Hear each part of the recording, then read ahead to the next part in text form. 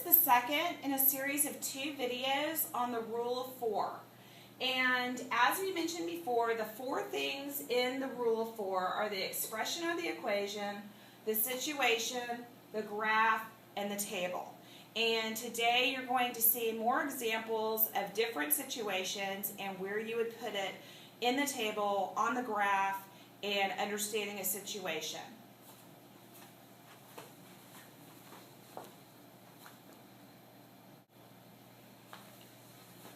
Okay, so in this question, the situation reads, 30 scoops of lemonade mix makes 3 gallons of lemonade. Write an expression that shows how many gallons are made with X scoops of mix.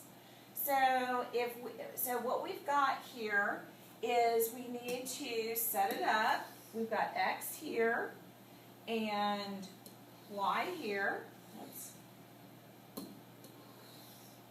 And this is our output, and this is our input, and this is our process, or our rule. And so the information we're given is that 30 scoops of lemonade mix, so this is 30, makes 1 gallon of lemonade. That's the output. So the question is, how do I get from 30 to 3, not 1, to 3 gallons. So if I increase this, if I said 40, this would go to 4, and if I said 50, this would go to 5. If I went down and said 20, this would go to 2, and if I said 10, this would go to 1. And what's going on here, if I look at my options of what my expression could be, what my process and my rule could be for this table is I'm going down. I'm not going down by a certain number, like subtraction. I'm actually dividing, and dividing by 10. So this number divided by 10 gives me the output. This number divided by 10 gives me the output. And so if I were going to write these in, it's 30 divided by 3, or by 10 equals 3. 40 divided by 4 by 10 equals 4. 50 divided by 10. 20 divided by 10. And 10 divided by 10. So my rule is x divided by 10. So my equation, that just means I put y equals to whatever the process is, and that process is x divided by 10. So the equation is x divided by 10. Now, I'm going to make my chart of x and y. So 30 and 3, 40 and 4, 50 and 5, 20 and 2, 10 and 1. And now the problem with this is I can really only graph 10 to 1. My graph isn't big enough, but your graph will typically, the scale will be different to where you'll be able to do different things. So if my x-coordinate, say this was 10 and this was 20 and this was 30 and 40 and 50, then I could graph it. I would go 10 and 1, 20 and 2, 30 and 3, 40 and 4. And it would go up like that. So nice little way to represent a graph, the numbers on a graph. So I hope that you're starting to see some patterns of the words that mean the same thing. If this had been given an N would go here. If it says any letter, if it said L for lemonade or M for lemonade mix, you would put that in the input. Okay, Max spent $9 and Max has $9 and gives $1 to each student who is raising money for the dance. Make a table to represent how much he will have if 3 students ask him for a donation.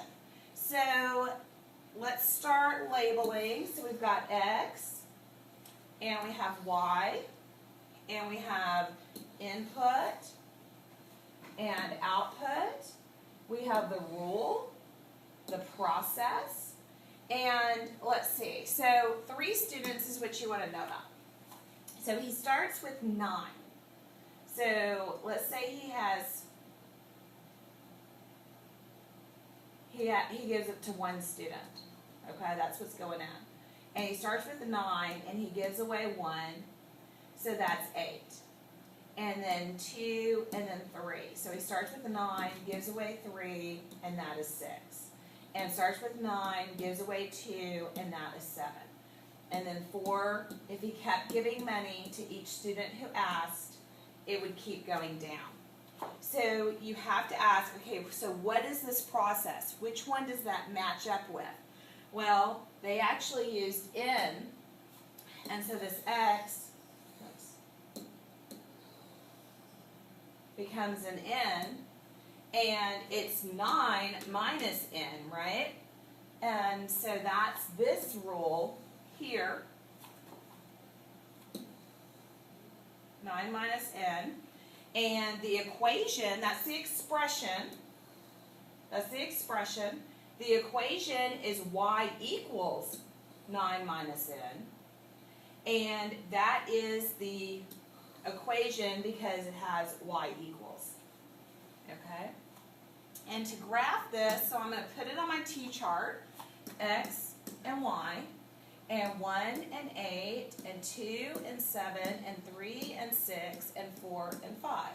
So 1 over 8 up, 2 over 7 up. Oh, that's pretty funny, 7 up. 3 over 6 up, 4 over 5 up. And it's going down because it's subtraction, because he started at 9 and he keeps going down. So, and he would keep giving $1 to each person until he ran out. Okay, so with this one, the table is stretched out and done a little differently. And this table specifically is usually labeled position and value. And then you still have a rule that would be up here or here that would tell you what you're going to do. And then you would still have numbers in for X. And so let's put in our numbers in for X. And you still speak in terms of rule or process. Your equation would be Y equals 2x plus 1. That would be your equation. Your expression is 2x plus 1. And your rule is 2x plus 1. So to get the Y, and this is also known as the X, and this is known as the Y. To get the Y, you put the 1 in for X. So 2 times 1 is 2, plus 1 is 3. And 2 times 2 is 4, plus 1 is 5. And 3 times 2 is 6, plus 1 is 7. And 4 times 2 is 8, plus 1 is 9. And then I start looking at the patterns, and I'm adding, and then I would know that I'm adding again there. But the relationship is between here and here. Now, on your T-chart, you would still have X and Y, and it would be the top number, and then the bottom number, and then the top and the bottom, the top and the bottom, the top and the bottom. And then on the graph, so now you have the table, which is 1. There's no situation with this one, but we could write a situation that would be related to this. And then you have the coordinates for the graph, and you have an equation or an expression. And so to graph, it would be 1, 3, and 2 and 5, and 3 and 7, and 4 and 9. And this would be straight through there. And that would continue going and getting bigger and bigger. So this is just a different type of table.